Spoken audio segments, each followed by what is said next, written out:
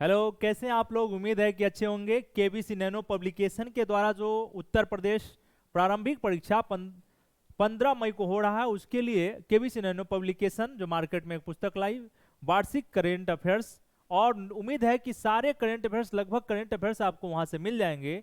तो पब्लिकेशन का राय विचार हुआ, पूरे टीम का राय निर्णय हुआ कि पूरा करेंट अफेयर्स को तेजी में एक बार बता दिया जाए, जिससे कि विद्यार्थियों को काफी लाभ मिलेगा। तो हम लोग eight a glance Uttar Pradesh देखे थे, और एट ए ग्लांस के जस्ट बाद हम लोग उत्तर प्रदेश स्पेशल जो करेंट अफेयर्स था उसी को आगे बढ़ाते हुए उसका जो अगला कड़ी है उसी को हम लोग कर रहे हैं, उसी को आगे बढ़ा रहे हैं। इसके जस्ट बाद उत्तर प्रदेश के बजट आर्थिक सर्वे का जो एरिया है उसको करेंगे। उसके जस्ट बाद हम लोग पूरे भारत का करेंट अफेयर्स देखते हुए इसे कंप्लीट करेंगे। और इस किताब में एमसीक्यू भी दिया गया है, तो आप लोग जहां से भी चाहेंगे तो केबीसी नैनो पब्लिकेशन से जुड़कर आप क्या करेंगे कि इसका लाभ ले सकते हैं। और साथ ही जब यह लाभ आपको मिल रहा है तो इसमें लाइक सब्सक्राइब तो करना ही चाहिए आपको, क्योंकि इससे क्या होता है, टीचर और पब्लिकेशन को हौसला अफजाई होगा और बेहतर तरीके से प्लान करके आप लोगों के सामने लाया जाएगा। तो बढ़ते हम लोग करेंट अफेयर्स के लिए। तो कई ऐसे करेंट अफेयर्स अभी देखा गया है कि उत्तर प्रदेश में जो अभी हम लोग करेंट अफेयर्स पढ़ा रहे हैं, उसका हाल में बिहार में भी जो एग्जाम हुआ है, तो वहां भी आपका यहां से करेंट अफेयर्स का प्रश्न अभी कल या कोई एग्जाम हुआ है बीपीएससी द्वारा ऑर्गेनाइज किया है, तो वहां भी दिखाई पड़ रहा है। तो आप अच्छे से करते चलें, क्योंकि करेंट अफेयर्स आपको पीटी मेंस इंटरव्यू तीनों जगह मदद करने का काम करेगा। देखते हैं करेंट अफेयर्स का। करेंट अफेयर्स है हमारा स्टार्टअप इकोसिस्टम रैंकिंग 2022। यह क्या क्वेश्चन हो सकता है कि इस पर आप मूल्यांकन करेंगे। एक छोटा सा न्यूज दिखाई पड़ रहा है, लेकिन क्या आपको उत्तर प्रदेश में करेंट अफेयर्स इससे रिलेटेड कोई न्यूज बन सकता है क्या, तो बताना है कि यस। अगर आपसे पूछ दिया जाए स्टार्टअप इकोसिस्टम रैंकिंग, तो यह रैंकिंग जारी कब हुआ है, जुलाई 2022 में, 4 जुलाई 2022 में जारी हुआ है। और इसको जारी करने वाला जो मंत्रालय है, उद्योग और आंतरिक व्यापार संवर्धन विभाग। अब इसमें क्या हुआ कि उत्तर प्रदेश को लीडर श्रेणी में शामिल किया गया। किसमें? तीसरे संस्करण में दिखाई पड़ा कि लीडर श्रेणी। तो यह भी याद रखिएगा कि उत्तर प्रदेश को स्टार्टअप इकोसिस्टम रैंकिंग में आपको लीडर श्रेणी में लाया गया। यह लाइन आपके लिए काम क्या था। और यह रिपोर्ट 7 क्षेत्रों, एरिया इसका 7 क्षेत्रों पर आधारित था, तो 7 क्षेत्र को ध्यान रखना है। अब इसमें क्या किया है कि 7 क्षेत्रों को 5 श्रेणी में विभाजित किया गया। तो 5 श्रेणी में जो विभाजित किया गया है, तो यूपी को पहला ध्यान रखना है कि लीडर श्रेणी में लाया गया है। दूसरा, गुजरात और कर्नाटक को ध्यान देखेंगे, जो आप मैप पे देखते चलिएगा। गुजरात और कर्नाटक को जो आप ध्यान देंगे, तो गुजरात और कर्नाटक इसमें सर्वश्रेष्ठ प्रदर्शन करने वाले राज्य हैं। तो यह भी ध्यान रखने की जरूरत है। पूछा जा सकता है कि स्टार्टअप इकोसिस्टम में बेस्ट प्रदर्शन करने वाला राज्य कौन था, तो गुजरात और कर्नाटक। यहां पे आपको ध्यान रखना है। यहां पे दिखाया गया है कि टॉप परफॉर्मेंस करने वाले राज्य केरल, महाराष्ट्र, उड़ीसा, तेलंगाना भी शामिल है यहां पे। इसके साथ साथ लीडर श्रेणी में उत्तर प्रदेश के साथ साथ मतलब उत्तराखंड, पंजाब, असम, तमिलनाडु के राज्य भी शामिल किए गए हैं। तो यह आपको इसको स्टार्टअप इकोसिस्टम रैंकिंग, क्योंकि होता क्या है कि करेंट अफेयर्स कई बार थोड़ा सा पीछे के चीजों को भी जोड़ दिया जाता है। और ये 22-23 का बात कर रहे हैं, अभी 23 चल रहा है, तो आपको एक साल क्या मान गए कि 17-18 महीने के कम से कम करेंट अफेयर्स को ध्यान में रख के जाना चाहिए, जिससे क्या हुआ कि आप आंसर आसानी से कर सकते हैं। इसके बाद जब हम लोग देखते हैं, एक है नैनो सिलिका। यह न्यूज था हमारा नैनो सिलिका, इसी पेज पर आएगा नैनो सिलिका। तो यह खोजा कहां से गया है, गन्ने की खोई की राख में नैनो की सिलिका की खोज की गई है। तो यह ध्यान रखना है कि पूछ दिया जाए कि नैनो हाल में नैनो सिलिका चर्चा में था, तो बता देना है कि गन्नों की खोई की राख से नैनो सिलिका की खोज हुई है। यह ध्यान रखने की जरूरत है आपको। हम लोग क्रमबद्धता से करेंट अफेयर्स का मतलब जो क्रम है उसको देखते हैं। तो क्रम है प्लास्टिक अपशिष्ट प्रबंधन कॉन्क्लेव 2022। यह ध्यान रखिएगा, प्लास्टिक अपशिष्ट प्रबंधन कॉन्क्लेव। यहाँ यूपी में क्या होता है कि आप देखेंगे प्रश्नों को, तो स्टेटमेंट बेस्ड भी करेंट अफेयर्स पूछे जाते हैं। तो स्टेटमेंट बाय भी आपको ध्यान रखना चाहिए था। अब क्या किया गया कि 3 जुलाई 2022 को, या 3 जुलाई 2001, क्योंकि टारगेट है कि 1 ईयर का जितना करेंट अफेयर्स है आपको मिल जाए, तो आपसे पूछा जाए प्लास्टिक अपशिष्ट प्रबंधन कॉन्क्लेव के बारे में कोई स्टेटमेंट आता है तो क्या हो सकता है कि इसे लखनऊ में अंतर्राष्ट्रीय प्लास्टिक कैरी बैग मुक्त दिवस के अवसर पर घोषित किया गया है। एक तो उत्तर प्रदेश प्लास्टिक अपशिष्ट प्रबंधन कॉन्क्लेव का आयोजित कहां किया गया, लखनऊ में, एक लाइन। दूसरा कि इसका थीम क्या था, दूसरा कि इसका थीम क्या है, तो 3R आपको ध्यान रखना है कि प्लास्टिक अपशिष्ट प्रबंधन कॉन्क्लेव जो लखनऊ में हुआ उसका थीम था 3R, 3R है तो क्या क्या है भाई, रीयूज, रीसाइकिल और रिड्यूस, रिड्यूस, ठीक है, यहां पे आपको ध्यान रखेंगे। अब इसमें आपको ध्यान रखना है, कहा गया है कि पॉलीस्टाइनिन और विस्तारित पॉलीस्टाइन सहित अन्य जो भी प्लास्टिक है उसका आयात, स्टॉकिंग, वितरण, बिक्री पर प्रतिबंध लगा दिया गया है। कब से लगाया गया है, 1 जुलाई 2022 से आपको क्या है कि प्लास्टिक अपशिष्ट प्रबंधन कॉन्क्लेव में यह निर्णय लिया गया कि जो भी प्लास्टिक का उपयोग हो रहा है उसे हम क्या करेंगे कि 1 जुलाई 2022 से क्या करना है कि इसे प्रतिबंधित कर देना है। तो यह भी न्यूज आपको साइंस एंड टेक के दृष्टिकोण से, इन्वायरमेंट एंड इकोलॉजी के दृष्टिकोण से यह न्यूज आपके लिए क्या होगा, उपयोगी साबित होगा, तो इस पर ध्यान रखा जाए। एक आया है कि चंबल कटहल महोत्सव, यह न्यूज था चंबल कटहल महोत्सव। देखिए तो यह कोई चीज क्या होता है कि कोई भी न्यूज अगर चर्चा में है तो उस पर थोड़ा सा भी ध्यान रखेंगे तो चीजें क्लियर होते चला जाएगा। अब देखिए कि एक समय था कि चंबल जो है डाकुओं के लिए, बिहार के लिए मतलब फेमस था, और आप देखेंगे कि वहां जो है उत्खात भूमि का एग्जाम्पल मिल जाएगा, ज्योग्राफी के दृष्टिकोण से आप पढ़े होंगे। तो यह पहला मौका है कि इस क्षेत्र में आपको दिखाई पड़ेगा कि चंबल का जो नदी है पंचनद क्षेत्र में चंबल कटहल महोत्सव का आयोजन किया गया है, तो ध्यान रखने की जरूरत है। और यह पहला मौका जब नदियों के संगम के किनारे मनाया जा रहा है, तो ये थोड़ा सा ध्यान रखिएगा चंबल कटहल महोत्सव के। तीसरा आपको दिखाई पड़ेगा सारस के लिए बड़ा और स्टाफ वाइल्ड एनिमल म्यूजियम, तो राजकीय पक्षी जो सारस है इसके लिए आपको एक म्यूजियम बनाने का निर्णय लिया गया है।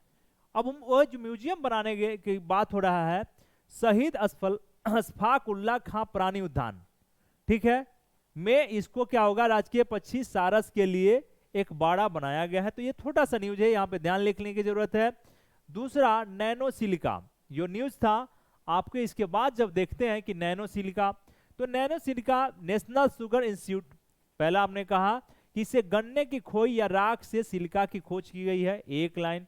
तो ये स्टेटमेंट दे सकता है नैनो सिलिका के बारे में कि हाल ही में उत्तर प्रदेश में आपको क्या हुआ है कि नैनो सिलिका का खोज राख से या खोई से प्राप्त हुआ। एक इसमें जो क्या हुआ है, तकनीक NSI-US भी विकसित की गई है। अब ये अपना भारतीय तकनीक है, ध्यान रखना है कि यह तकनीक किसका है, भारत का तकनीक है, ठीक है। अब इसमें लिखा है कि विभिन्न नैनो सिलिका प्राप्त की जाती है विभिन्न मिनरल स्रोतों से, लेकिन बायो स्रोत से देश की पहली बार, देखिए यह जो न्यूज क्या होगा कि बायो स्रोत से पूछेगा कि बायो स्रोत से पहली बार नैनो सिलिका का खोज किस क्षेत्र में किया गया है, किस राज्य ने किया है, एक यह भी बताने की जरूरत है।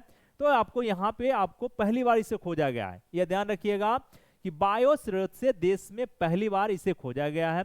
यहाँ तक क्लियर हो गया होगा। अब क्या है कि नैनो सिलिका जो पार्टिकल्स है इसका दवा उद्योग, पेंट, बैटरी उद्योग, lithium ion battery, nano fertilizer इत्यादि में इस्तेमाल किए जाएंगे। तो न्यूज था आपका कि नैनो सिलिका, तो पहला लाइन आया कि भाई नैनो सिलिका का खोज कैसे हुआ है, तो आपको दिखाई पड़ेगा कि इसमें गन्ने की खोई की राख से प्राप्त हुआ है नैनो सिलिका, एक लाइन याद रखना है। दूसरा कि पहली बार की इसमें क्या है कि बायो स्रोत से देश में पहली बार खोजा गया है, बायो स्रोत से पहली बार, यह ध्यान रखना है दूसरा। तीसरा इस लाइन में कि नैनो सिलिका का उपयोग आप दवा उद्योग में कर सकते हैं, पेंट बनाने में, बैटरी उद्योग में, लिथियम आयन बैटरी में, ये सारे उपयोग आप नैनो सिलिका का कर सकते हैं। तो यह डाटा आपको याद रखना चाहिए। एस्पेरो यूपी, अब देखिए अगला है न्यूज एस्पेरो यूपी। यह पीसीएस अधिकारी को क्या कहा है कि एस्पेरो, पूछ दे आपसे कि एस्पेरो यूपी क्या है, तो बताना है कि सर देखिए ये एस्पेरो यूपी जो है वह पीसीएस अधिकारी को चल अचल संपत्ति का ऑनलाइन ब्यौरा जितने भी, मान लीजिए कि कल डीएसपी एसडीएम आप यूपी में हो जाएंगे, तो चल अचल संपत्ति का ब्यौरा आपको किससे देना है? तो एस्पैरो यूपी के माध्यम से आपको ऑनलाइन ब्यौरा देना है। तो यह पोर्टल आपका निर्माण, एस्पर पूछे कि एस्पैरो एरो क्या है, तो आपको बताना है कि यह पोर्टल है, और इस पोर्टल के माध्यम से जितने भी पीसीएस अधिकारी हैं उन्हें क्या करना होगा कि अपने चल और अचल संपत्ति के बारे में ब्यौरा देना है। यह बात समझ में आ गया, कोई दिक्कत नहीं है। तो यह न्यूज कंप्लीट है। अब अगला जो न्यूज है, खाद्य सुरक्षा सूचकांक 2021-22, जो आपका वार्षिकांक की पुस्तक में लिखा गया है। खाद्य सुरक्षा सूचकांक, पहला लाइन कि 7 जून को विश्व खाद्य दिवस कब मनाया जाता है? 7 जून 2022 को, 7 जून 2022 को विश्व खाद्य दिवस के अवसर पर क्या हुआ कि भारतीय खाद्य सुरक्षा मानक प्राधिकरण ने चौथा राज्य खाद्य सुरक्षा सूचकांक जारी किया। चौथा राज्य सुरक्षा मानक प्राधिकरण के द्वारा चौथा राज्य खाद्य सुरक्षा सूचकांक जारी किया गया है, जिसमें आपको दिखाई पड़ेगा कि उत्तर प्रदेश का स्थान कौन सा है? तो 8वें स्थान पर है। क्या बताना है कि राज्य सुरक्षा खाद्य सुरक्षा सूचकांक जो जारी किया गया है उसमें उत्तर प्रदेश का कौन सा स्थान है भाई? तो 8वां स्थान है। ध्यान रखना है कौन सा स्थान है? 8वां स्थान है, पहला लाइन। दूसरा कि इस टोटल राज्यों में देखा गया है कि तमिलनाडु खाद्य सुरक्षा सूचकांक में तमिलनाडु आपको दिखाई पड़ेगा कि 82 अंकों के साथ प्रथम स्थान लिए हुए है, जबकि गुजरात जो है 77.5 अंक के साथ दूसरे स्थान पर है। महाराष्ट्र तीसरे स्थान है, और उत्तर प्रदेश, ध्यान रखना है कि भरांश भी पूछता है, तो याद रखना है कि उत्तर प्रदेश और उड़ीसा का भरांश, उत्तर प्रदेश और उड़ीसा 54.5, कितना? 54.5 यानी कि पॉइंट अंकों के साथ संयुक्त रूप से 8वें पोजीशन पे है। 8वें पोजीशन पे ध्यान रखना है कौन सा पोजीशन है इसका? यूपी का संयुक्त रूप से 54.5 के आधार पर इसको क्या है मिला है कि 8वां पोजीशन मिला है भारत में। तो यह डाटा आपको याद रखना चाहिए। छोटे राज्यों में देखेंगे कि गोवा शीर्ष पर रैंकिंग बरकरार रखा है, और मणिपुर और सिक्किम दूसरे और तीसरे स्थान बनाए हुए हैं। वहीं यूटी में जम्मू कश्मीर, दिल्ली और चंडीगढ़ ने शीर्ष रैंकिंग स्थान प्राप्त किया है। तो आपको यह जो न्यूज था, यह न्यूज आपको दिखाई पड़ रहा है खाद्य सुरक्षा सूचकांक।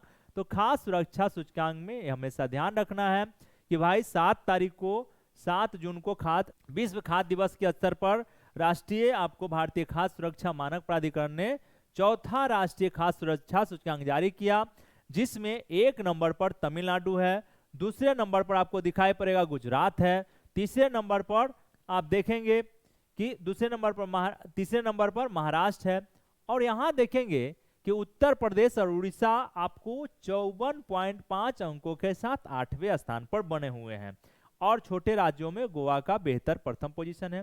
तो यह डाटा आपको खास सुरक्षा सूचकांक 21-22 से रिलेटेड था, तो इतना याद रखना चाहिए था। फिर अब आया है कि विधायक स्थानीय क्षेत्र विकास कोष में वृद्धि। यह ध्यान रखना है एक लाइन के। अब क्या हुआ है कि विधायक कोष में जो पहले कम पैसा दिया जाता था, अब उसे बढ़ाकर 3 करोड़ से बढ़ाकर 5 करोड़, कितना कर दिया गया है? 5 करोड़ कर दिया गया है। विधायकों को जो फंड दिया जाता था उसे 3 करोड़ से बढ़ाकर 5 करोड़ कर दिया गया है। तो इतना ध्यान रखने की आपको आवश्यकता है। दूसरा कि ज्ञान वापी मस्जिद का चर्चा काफी न्यूज में था, आप सबको पता ही है, 12 मई का न्यूज है, ठीक है। वाराणसी कोर्ट में यह चर्चा चल रहा था। आपको इसके बारे में थोड़ा सा ध्यान रखना है कि इस मंदिर को, ज्ञानवापी जो मस्जिद है वहां पे मंदिर था, और औरंगजेब के शासन काल में इसको तोड़ दिया गया था। तो साकिब खां की पुस्तक यासिर आलमगिरी, ध्यान रखना है, विश्वेश्वर मंदिर को तोड़ा गया था। कहा है कि ज्ञानवापी मस्जिद का निर्माण 1669 में, इस समय आपको दिखाई पड़ेगा कि इस समय जो मुगल बादशाह है औरंगजेब है, और औरंगजेब के बारे में आप जानते ही हैं कि उसने अपने राजनीतिक लाभ के लिए मस्जिदों को या मंदिरों को तोड़वाने का काम किया, और धार्मिक असर तो था ही उस पर, तो एक उद्देश्य राजनीतिक दृष्टिकोण भी था। तो ये दिखाई पड़ा कि विश्वेश्वर मंदिर को 1669 में तोड़वा दिया। हो सकता है कि कल्चर के दृष्टिकोण से वहां से चीजें यहां पूछा जाए, एक। दूसरा कि साकिब खां का पुस्तक है यासिर आलमगीरी, ठीक है, कि इसमें ही बताया गया है कि इस मस्जिद का सॉरी विश्वेश्वर मंदिर को तोड़वा देने का काम किया है यासिर आलमगीरी। तो याद रखिएगा साकिब खां किसकी पुस्तक है, साकिब खां का है, ठीक है। अब इसमें क्या हुआ कि ज्ञानवापी मस्जिद का मामला 91 से अदालत में था, ठीक है, 91 से 1991 में, और इस पर कंटिन्यू आप देख रहे होंगे न्यूज में, प्रारंभ में काफी चर्चा में था यह न्यूज, और चर्चा में था, तो इसको बस थोड़ा सा ध्यान रखिएगा कि इस मस्जिद का बनवाया किसने, या फिर विश्वेश्वर मंदिर को तुड़वाने का किसने काम किया, किस समय तोड़ा गया। तो इससे एक आपको आइडिया लग जाएगा कि कल्चर साइट का कोई क्वेश्चन आएगा तो आप बना सकते हैं। नेक्स्ट हमारा जो न्यूज है, भारत खंडे संगीत महाविद्यालय को सांस्कृतिक विश्वविद्यालय, ध्यान रखिएगा कि भारत खंडे संगीत महाविद्यालय, ध्यान रखना है कि मंत्रिमंडल का जो बैठक हुआ है उसमें भारत खंडे संगीत महाविद्यालय को सांस्कृतिक विश्वविद्यालय का दर्जा, तो पूछेगा कि हाल ही में किस महाविद्यालय को सांस्कृतिक विश्वविद्यालय की दर्जा दी गई है, तो आपको बताना क्या है कि भाई भारत खंडे संगीत महाविद्यालय को यह दर्जा दिया गया, एक लाइन, ठीक है। अब यहां क्या होगा कि शास्त्रीय संगीत से रिलेटेड आपको कई सारे शिक्षा मिलता रहेगा, शास्त्रीय संगीत, इतना आपको ध्यान रखने की आवश्यकता है। अगला अब कहा है कि वैक्यूम आधारित सीवर सिस्टम, पहला शर्त, तो आगरा जो है ध्यान रखना है कि आगरा वैक्यूम आधारित सीवर सिस्टम विकसित करने वाला देश का पहला शहर बन गया है। एक लाइन जरूर याद रखिएगा कि आगरा वैक्यूम आधारित सीवर सिस्टम बनाने वाला देश का पहला आपका सिटी है, यह ध्यान रखने की जरूरत है। अब कहा है कि ब्राजील डेफ ओलंपिक बैडमिंटन में स्वर्ण पदक, यह भी न्यूज था आपको मई 2022 का न्यूज है। ब्राजील डेल्फ ओलंपिक बैडमिंटन में भारत ने जीता स्वर्ण पदक। तो आपको दिखाई पड़ेगा कि ब्राजील में खेले गए डेल्फ ओलंपिक में गोरखपुर, कहां है, गोरखपुर का आदित्य यादव ने क्या किया है, भारत ने स्वर्ण पदक के दम पर भारत ने स्वर्ण पदक जीतकर इतिहास रच दिया। ध्यान रखना है कि गोरखपुर के आदित्य यादव, इनके सहयोग से ही यह आपको ब्राजील डेल्फ ओलंपिक बैडमिंटन में भारत ने स्वर्ण पदक जीतने का काम किया है। तो यह आपको याद रखने की आवश्यकता है, गोल्ड मेडल दिलाने का काम किया है। और इसमें आपको क्या हुआ है कि बैडमिंटन टीम चैंपियनशिप के इतिहास में भारत ने पहली बार गोल्ड मेडल जीतने का काम किया है। तो यह आदित्य को याद रखने की आवश्यकता है यहाँ पे। फिर आए ई पेंशन पोर्टल। अब अगला जो है आपका ई पेंशन पोर्टल, यहाँ पे आपको यह क्या है, तो इसको ध्यान रखने की जरूरत है कि 1 मई 2022 को अंतर्राष्ट्रीय मजदूर दिवस के अवसर पर क्या हुआ है कि सेवानिवृत्त सरकारी कर्मचारियों को पेंशन पारदर्शी एवं सुलभ वितरण सुनिश्चित करने के लिए नया ई पेंशन पोर्टल विकसित किया गया है। पूछ दे ई पेंशन पोर्टल है तो क्या है, ध्यान रखना है कि जितने भी सेवानिवृत्त सरकारी कर्मचारी हैं उनके लिए सुलभ, पारदर्शी और सुलभ वितरण सुनिश्चित करने के लिए नया मंच विकसित किया गया। तो एक थोड़ा सा आपको ध्यान रखने की जरूरत है। अब यहाँ पे अंतर्राष्ट्रीय नृत्य दिवस पर प्रयाग में संगीत समारोह। अब इसमें आपको दिखाई पड़ेगा दुर्गेश नंदिनी के निर्देश पर कथक, संगीता विश्वकर्मा और उर्वशी जटिल के निर्देशन पर भरतनाट्यम की प्रस्तुति की गई। अब इसमें क्या है कि दो ऐसे नृत्य करने वाले लोग हैं जिन्हें आपको याद रखना है, दुर्गेश नंदी के निर्देशन पर कथक और संगीता विश्वकर्मा और उर्वशी जटिल के निर्देशन पर भरतनाट्यम की प्रस्तुति की गई। अब ध्यान रखना है कि अंतर्राष्ट्रीय नृत्य दिवस की शुरुआत कब हुआ था, 29 अप्रैल 1982 में। अंतर्राष्ट्रीय पूछ दे कि अंतर्राष्ट्रीय नृत्य दिवस की शुरुआत कब हुआ है, तो 29 अप्रैल 1982 में। और यूनेस्को की सहयोगी अंतर्राष्ट्रीय रंगमंच संस्था के बैनर तले अंतर्राष्ट्रीय नाच समिति ने 29 अप्रैल को नृत्य दिवस के रूप में स्थापित किया था। ध्यान रखना है कि जो अंतर्राष्ट्रीय नृत्य दिवस है जो 82 से मनाया जा रहा था, उसमें यूनेस्को की एक संस्था है, वह है आपको सहयोगी संस्था है अंतर्राष्ट्रीय रंगमंच संस्था। और इसी अंतर्राष्ट्रीय रंगमंच संस्था के बैनर तले क्या हुआ कि अंतर्राष्ट्रीय नाच समिति ने क्या किया, निर्णय लिया कि 29 अप्रैल को हम लोग क्या करेंगे कि अंतर्राष्ट्रीय नृत्य दिवस मनाने का काम करेंगे। ठीक है, बस इतना आपको ध्यान रखना है। अगला है India smart city award. India smart city award, तो ध्यान रखना है कि यह अवार्ड वाराणसी को मिला है। किसको मिला है? वाराणसी को मिला है। इसका आयोजन किया गया था, आपको दिखाई पड़ेगा कि गुजरात में। तो यह ध्यान रखने की जरूरत है कि आपको इंडिया स्मार्ट सिटी अवार्ड किस शहर को मिला है? तो वाराणसी को मिला है।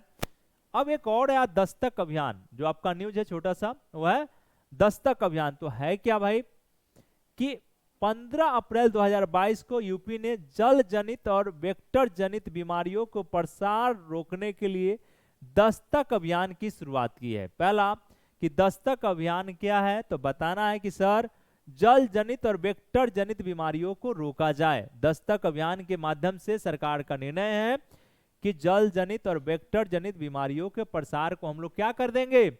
रोक देने का काम करना है। तो यह था। इसमें encephalitis, malaria, dengue, filaria, chikungunya सहित विभिन्न संचारी रोगों से सुरक्षित रखने का उद्देश्य है। इसमें आपको दस्तक अभियान का उद्देश्य है कि जो मुख्य बीमारियां हैं, संचारित रोग है, जैसे कि encephalitis, malaria, dengue, filaria, chikungunya से हम इसको अपने उत्तर प्रदेश के लोगों को निजात दिला देंगे। जब यूपी हमारा स्वस्थ होगा तो निश्चित है कि भारत हमारा स्वस्थ और समृद्ध होगा। यह ध्यान रखने की जरूरत है। ठीक है, यहाँ पे आपको इस न्यूज को ध्यान रखने की जरूरत है। अब आया उत्तर प्रदेश चुनाव। उत्तर प्रदेश विधान परिषद चुनाव। तो पूछेगा कि उत्तर प्रदेश में कितने सीटों पर चुनाव हुआ है, तो बताना है कि सर 36 12 अप्रैल 2022 को क्या हुआ कि उसका रिजल्ट घोषित किया 36 सीटों के लिए। एक इसमें 36 सीटों में ध्यान रखना है कि बीजेपी को 33 मिला है, 33 सीट। एक सीट जनसत्ता दल लोकतांत्रिक को और 2 सीट निर्दलीय उम्मीदवार को प्राप्त हुआ है। ध्यान रखिएगा कि 36 में 33 बीजेपी ने जीतने का काम किया, 1 सीट जनता दल लोकतांत्रिक को, 2 सीट निर्दलीय को प्राप्त हुआ है। यह ध्यान रखने की जरूरत है। अब आया कि राज्य ऊर्जा और जलवायु सूचकांक राउंड 1 19-20 नीति आयोग। राज्य ऊर्जा और जलवायु सूचकांक राउंड 1 में आपको ध्यान रखना है क्या कि यह नीति आयोग द्वारा जारी है, पहला। ठीक है, यूपी को अचीवर्स की श्रेणी में, यूपी को इसमें कहां रखा गया है? अचीवर्स की श्रेणी में रखा गया है। तो यह ध्यान रखने की जरूरत है। इसमें राज्य ऊर्जा और जलवायु सूचकांक में यूपी का रैंक 13वां है और स्कोर 41.0 है। ध्यान रखिएगा, कई बार स्कोर पूछे जाते हैं। यूपी में खासकर देखा गया है कि कई बार नीति आयोग के रिपोर्ट का जो स्कोर किसी स्टेट को मिलता है तो वह डायरेक्ट आपको वह डिजिट अंक आपको, क्योंकि फैक्चुअल डाटा आपको दिखाई पड़ेगा। इसलिए राज्य ऊर्जा और जलवायु सूचकांक राउंड 1 का जब बात करेंगे तो पहला बताना है कि सर नीति आयोग द्वारा जारी है, दूसरा बताना है कि यूपी को अचीवर्स के रूप में रखा गया है, तीसरा बताना है कि इसका रैंक यूपी को ओवरऑल 13 मिला है और स्कोर जो है 41.0 है। बस इतना ही डाटा आपको याद रखने की आवश्यकता है। अगला जो न्यूज है हमारा, अब क्या हुआ है कि वाराणसी गोरखपुर के बीच में सीधा उड़ान। इसका मतलब है कि एयर इंडिया अपना काम बेहतर तरीके से कर रहा है। केंद्रीय नागर विमानन मंत्री जो है ज्योतिरादित्य सिंधिया ने RCS उड़ान 4.1 के अंतर्गत गोरखपुर और वाराणसी से सीधा उड़ान की बात किया। ये आपको ध्यान रखने की जरूरत है, बहुत छोटा सा न्यूज था। अब हमारा है हिंदी साहित्य सम्मेलन। हिंदी साहित्य सम्मेलन अब प्रयागराज में जो हुआ है हिंदी साहित्य सम्मेलन, यह कौन सा है? तो 73 वार्षिक अधिवेशन के साथ हुआ है, 2 दिवसीय। तो इस पर आपका फोकस जाना चाहिए, एक प्रयागराज पे और दूसरा 73 वार्षिक अधिवेशन। यहां आपको ध्यान रखने की आवश्यकता है, कोई दिक्कत नहीं है। अब उत्तर प्रदेश विधानसभा चुनाव, यह हमारा न्यूज है। देखते हैं कि इसमें क्या है। अब कहा कि यूपी में 18वीं विधानसभा है तो चुनाव 7 चरणों में संपन्न हुआ है। ध्यान रखना है कि यूपी का जो चुनाव हुआ है 18वीं विधानसभा के लिए 10 फरवरी से 7 मार्च, 10 फरवरी से डेट रखना है, 10 फरवरी से 7 मार्च एक, और 7 चरण, दूसरा 7 चरण भी याद रखना है, 10 फरवरी से 7 मार्च 7 चरण। ठीक है, यह ध्यान रखने की जरूरत है। अब आपको राज्य विधानसभा के टोटल सीटों की संख्या पता ही है, 403 है। 84 एससी के लिए है और 2 एसटी के लिए है। ध्यान रखना है कि 403 में 84 एससी वर्ग के लिए है सीट आरक्षित और 2 एसटी समुदाय के लिए है, यह भी ध्यान रखिएगा। तो यह आपको डाटा, आपको 7 चरण का चुनाव जो हुआ है इस पर ध्यान रखना है। निर्वाचकों की कुल संख्या कोई मतलब नहीं है। हाँ, बीजेपी भारतीय जनता पार्टी को 41.3% के साथ टोटल सीट जो मिला है 403 में देखेंगे कि 255 सीटें जीतने में सक्षम रही, हासिल किया। तो 403 में बीजेपी को कितना मिला, 255। अब इसमें देखते हैं कि साहिबाबाद निर्वाचित क्षेत्र, साहिबाबाद जो निर्वाचित क्षेत्र है वहां के बीजेपी के उम्मीदवार है सुनील कुमार शर्मा। सर्वाधिक मतों से, सर्वाधिक मतों के अंतर से चुनाव जीतने वाले, यह लाइन पूछा जा सकता है क्योंकि 18वीं विधानसभा चुनाव जो हुआ उसमें वह कौन से विधायक हैं या कौन से बीजेपी के या किसी पार्टी के उम्मीदवार हैं जिन्होंने सर्वाधिक मत से जीतने का काम किया। तो वह है सुनील कुमार वर्मा साहब हैं, और सुनील कुमार शर्मा साहब है जो 2,14,883 मतों के अंतर से सीट जीते हैं।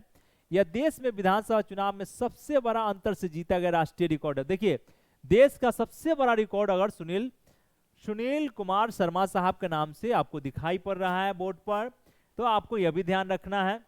और सबसे कम अंतर, हो सकता है ये भी पूछ दिया जाए कि सबसे कम अंतर का जीत धामपुर में, कहां पे, धामपुर में दर्ज किया गया है।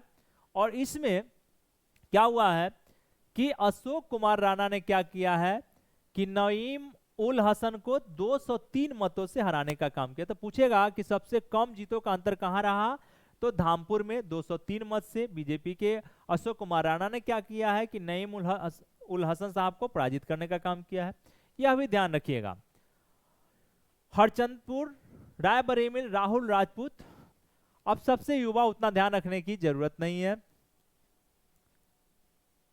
अब यहां देखते हैं चुनाव का परिणाम में क्या क्या है। भारतीय जनता पार्टी को 255 सीटें मिले हैं, मत प्रतिशत है 41.3।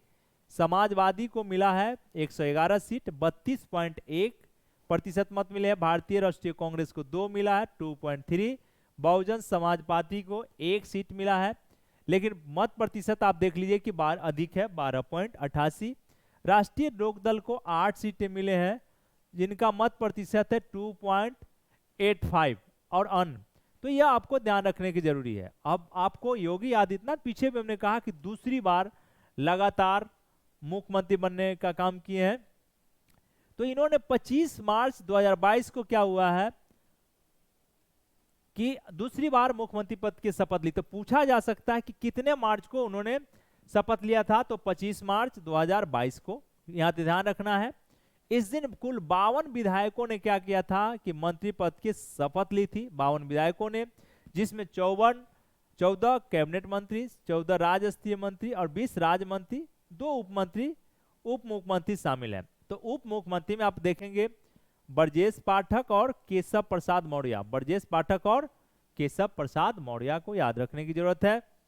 अब 37 साल हो गए हैं, 37 साल के बाद आपको दिखाई पड़ेगा कि यूपी में दूसरी कार्यकाल को पूरा करने के लिए योगी जी आगे बढ़ रहे हैं, तो यह भी ध्यान रखने की जरूरत है।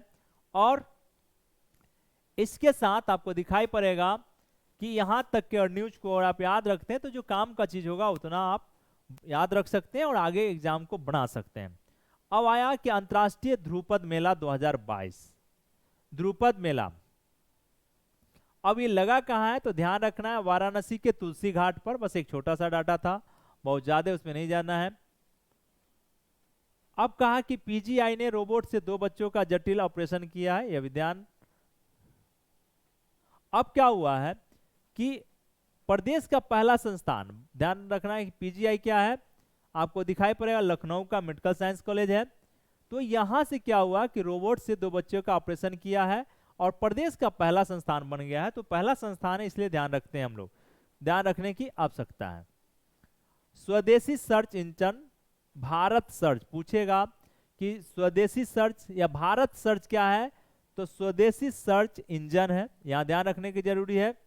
और इसे छत्रपति जी साहू महाराज यूनिवर्सिटी कानपुर के जो कंपनी है उसने बनाने का काम किया है। आपको ध्यान रखना है कि स्वदेशी सर्च इंजन का नाम क्या है, भारत सर्च है, और इसे छत्रपति साहू जी महाराज यूनिवर्सिटी कानपुर की इक्यूबेटेड कंपनी भारत के टेक ने आधुनिक स्वदेशी सर्च इंजन का निर्माण किया है। बस इतना ध्यान रखिएगा, बस छोटा सा डाटा है, आपको पूछ दे कि भारत सर्च क्या है तो स्वदेशी सर्च इंजन है, यह आपको ध्यान रखने की जरूरत है। अब कहा है कि मणि पर्वत का सौंदर्यीकरण, ठीक है। अब यह प्राचीन मणि पर्वत है कहाँ, तो आपको दिखाना है कि आपको रामनगरी अयोध्या में, कहाँ पे है, रामनगरी अयोध्या में। जो वेरी वेरी इंपॉर्टेंट है आपका क्वेश्चन, यह बहुत उपयोगी क्वेश्चन है आपके दृष्टिकोण से। बखीरा वन्यजीव अभयारण्य रामसर स्थल में शामिल हुआ है। तो इस विश्व आर्द्र भूमि दिवस 2 फरवरी 2022 को विश्व आर्द्र भूमि दिवस के अवसर पर क्या हुआ कि यूपी का बखीरा वन्यजीव अभयारण्य और गुजरात के खिजाडिया वन्यजीव अभयारण्य को रामसर स्थल घोषित किया गया। ध्यान रखना है कि बखीरा वन्यजीव अभयारण्य आपको वेटलैंड विश्व आर्द्र भूमि दिवस के डे पर क्या हुआ कि 2 फरवरी 2022 को हुआ क्या है कि यूपी का आपको बखीरा वन्यजीव अभयारण्य और गुजरात के खजाडिया वन्यजीव अभयारण्य को रामसर स्थल घोषित किया गया है।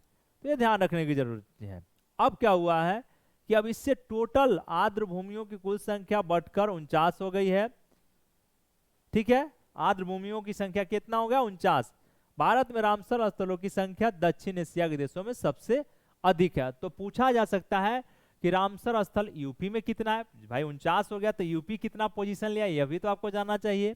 यूपी में दिखाई पड़ेगा कि अभी तक जो 2 फरवरी 2022 का जो डाटा है, यहां तक रामसर स्थलों की संख्या 10 बताई गई है। तो ध्यान रखना है कौन कौन, तो ऊपरी गंगा नदी ब्रज घाट से नरौरा 1, नवाबगंज पक्षी अभयारण्य, तो एक ध्यान रखना है कि नवाबगंज पक्षी अभयारण्य कहाँ, उनाव है। सांडी पक्षी अभयारण्य, सांडी पक्षी अभयारण्य यह हरदोई में, कहाँ पे है, हरदोई में। चौथा समसपुर पक्षी अभयारण्य, याद रखिएगा रायबरेली, यह भी क्योंकि मैचिंग में दिया जाता है तो यह ध्यान रखने की जरूरी है। समन पक्षी अभयारण्य मैनपुरी, समन पक्षी अभयारण्य कहाँ है, मैनपुरी में है। पार्वती अर्गा पक्षी अभयारण्य, पार्वती अर्गा पक्षी अभयारण्य कहाँ है, गोंडा में है। सरसई नावर झील इटावा, सरसई नावर झील कहाँ है, इटावा में है। सूर सरोवर झील या कीथम झील आगरा, सूर सरोवर झील या कीथम झील आगरा।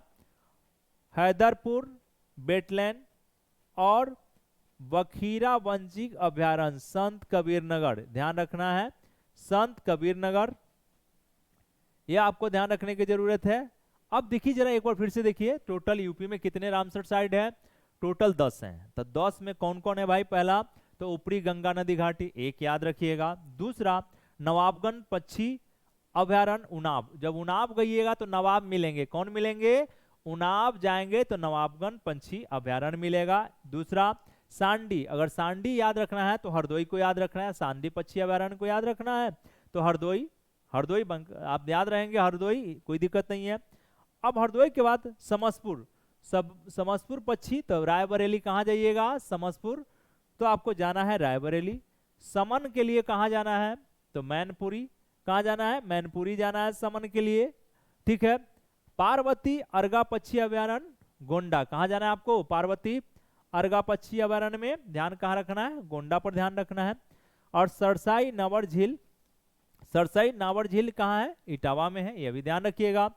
और सूर सरोवर या कीथम झील आगरा, आगरा का किला देखने जाइएगा तो सूर सरोवर या कीथम झील मिल जाएगा, तो यह भी ध्यान रखने की जरूरत है। और हैदरपुर वेटलैंड और बखीरा वन्यजीव अभयारण्य जो अभी लेटेस्ट आपको दिखाई पड़ा कि यहाँ पे आप देख रहे हैं कि अभी जस्ट आपको 22 में दिया गया है, तो यह टोटल मिलाकर संत कबीर नगर में है, टोटल 10 है, यह ध्यान रखने की जरूरत है। अब कह रहा है कि देश का तीसरा सबसे पोल्यूटेड सिटी कौन है, तो बनारस, ध्यान रखने की जरूरत है। तीसरा आपको सूची में आपको दिखाई पड़ रहा है, तो तीसरा, तो पहला दूसरा तीसरा देखते हैं कि कौन कौन पोल्यूटेड है। कि देश का टॉप प्रदूषित शहरों में सूची में बनारस देश का तीसरा सर्वाधिक प्रदूषित शहर है। टॉप 10 प्रदूषित शहरों की सूची में उत्तर प्रदेश में आपको दिखाई पड़ेगा कि जौनपुर है, वाराणसी है और जौनपुर देश का दूसरा सर्वाधिक प्रदूषित शहर है, यह भी ध्यान रखना है। और तीसरा जो हो गया आपका वाराणसी, तीसरा देश का तीसरा सर्वाधिक, दूसरा जौनपुर और तीसरा कौन है, वाराणसी है। तो यहाँ देख लीजिए 10 प्रदूषित शहरों में आपको दिखाई पड़ेगा कौन कहाँ कहाँ पे है। तो देखिए पहला है घाटमपुर, जौनपुर, वाराणसी, सीतापुर चौथा है, मंडियाहू छठा, उन्नाव, नानपारा, पटना, अकबरपुर और कानपुर। ये टोटल भारत के 10 टॉप पोल्यूटेड शहर के बारे में दिखाया गया है। तो आपको दूसरा ध्यान रखना है जौनपुर और तीसरा वाराणसी, ध्यान रखने की जरूरत है। अब हम लोग देखते हैं Agra master plan 2031। Agra master plan Agra विकास प्राधिकरण द्वारा जारी किया गया है, आगरा मास्टर प्लान 2031, ध्यान रखने की आवश्यकता है। इसमें क्या है कि ताजमहल और महताब बाग की ओर से राम बाग तक ताज धरोहर क्षेत्र का प्रस्ताव शामिल किया गया है कि 31 तक ताज धरोहर क्षेत्र पहली बार ताज धरोहर क्षेत्र का गठन किया जाएगा। तो ये सारे छोटा सा आपको न्यूज है, इसको ध्यान रखिएगा। जो आपका देखिए राष्ट्रीय राजमार्ग परियोजना का उद्घाटन और शिलान्यास, राष्ट्रीय राजमार्ग परियोजना का उद्घाटन और शिलान्यास, यह भी डाटा आपको ध्यान रखने की जरूरत है।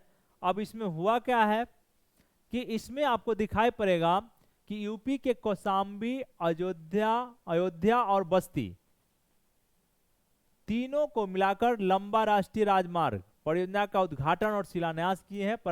आपको परिवहन मंत्री जो नितिन गडकरी साहब है, उन्होंने क्या किया है कि कौशाम्बी, अयोध्या और बस्ती, तीन को याद रखिएगा, कौशाम्बी, अयोध्या और बस्ती तीनों को याद रखना है। और 572 किलोमीटर लंबा होगा यह राष्ट्रीय राजमार्ग, इसका उद्घाटन और शिलान्यास किया गया है। एक पहला लाइन था। अब इसमें क्या होगा कि निश्चित है कि जो पर्यटन स्तर है वो जुड़ेगा, ये सब आपको छोटी सी जानकारी रहती है, वो सब चीज आदमी माइंड पूरा क्लियर रहता है कि इसका अगर कोई स्टेटमेंट ऑन स्टेटमेंट जोड़ता है डेवलपमेंट से तो आप आसानी से कर जाएंगे। दूसरा इसमें दिखाई पड़ेगा कि NH 233 के निर्माण से लुम्बिनी स्थित भगवान बुद्ध की जन्मस्थली वाराणसी और सारनाथ से जुड़ जाएगा, ये भी ठीक है, जुड़ने दीजिए, कोई दिक्कत नहीं है। यहां बस आपको ये जो डाटा आपके काम का चीज था मैंने आपको बताया, कौशाम्बी, अयोध्या और बस्ती, यह ध्यान रखने की जरूरत है। इसका ही शिलान्यास आपको 6 जनवरी 2022 को हुआ था, कोई दिक्कत नहीं है। तो आपको एक साल पीछे का डाटा है, थोड़ा सा आपको कौशाम्बी, अयोध्या और बस्ती तीनों को याद रखने की आवश्यकता है। यहां तक आप क्लियर हो गया हम लोग। इसके बाद श्री काशी विश्वनाथ धाम कॉरिडोर, श्री काशी विश्वनाथ धाम कॉरिडोर के बारे में है। यह 21 आपको दिखाई पड़ेगा 13 दिसंबर 2021 ने आपको पीएम ने वाराणसी उत्तर प्रदेश में श्री काशी विश्वनाथ धाम के पहले चरण का लोकार्पण किया है, ये आपको पता ही है। इसमें बहुत ज्यादा आपको डाटा उस तरह का नहीं है, लेकिन फिर भी ध्यान रखने की आवश्यकता है। अगला जो है आपका मंत्र ट्रैकिंग ऐप, मंत्र ट्रैकिंग ऐप। अब इसमें दिखाई पड़ेगा कि जो उत्तर प्रदेश के चीफ मिनिस्टर साहब हैं, उन्होंने क्या किया है कि 5 नवीन स्वास्थ्य केंद्रों, उपकेंद्रों को BSL2 प्रयोगशाला तथा मां नवजात ट्रैकिंग ऐप मंत्र का लोकार्पण किया है। अपनी सरकारी आवास पर क्या किए कि स्वास्थ्य केंद्र से पूछेगा कि मंत्र क्या है ट्रैकिंग ऐप, तो स्वास्थ्य केंद्र से जुड़ा हुआ है। स्वास्थ्य, बस ध्यान रखना है कि मंत्र ट्रैकिंग ऐप का क्या काम है, तो स्वास्थ्य केंद्रों को ऑब्जर्व करना, देखभाल करना कि इसका क्या कंडीशन है, नागरिकों को लाभ मिल रहा है या नहीं मिल रहा है, यह ध्यान रखना है। बागपत से पृथ्वीराज चौहान के शासनकाल के दूसरे दुर्लभ सिक्के मिले हैं, तो ध्यान रखना है कि अभी पूछेगा कि हाल ही में किस शासक का या जिस जिला में उस दौर के सिक्के मिले हैं, तो पृथ्वीराज चौहान का। तो कहां से, बागपत से। कहां से मिला है, ध्यान रखना है, बागपत से मिला है। तो ये डाटा आपको याद रखिएगा।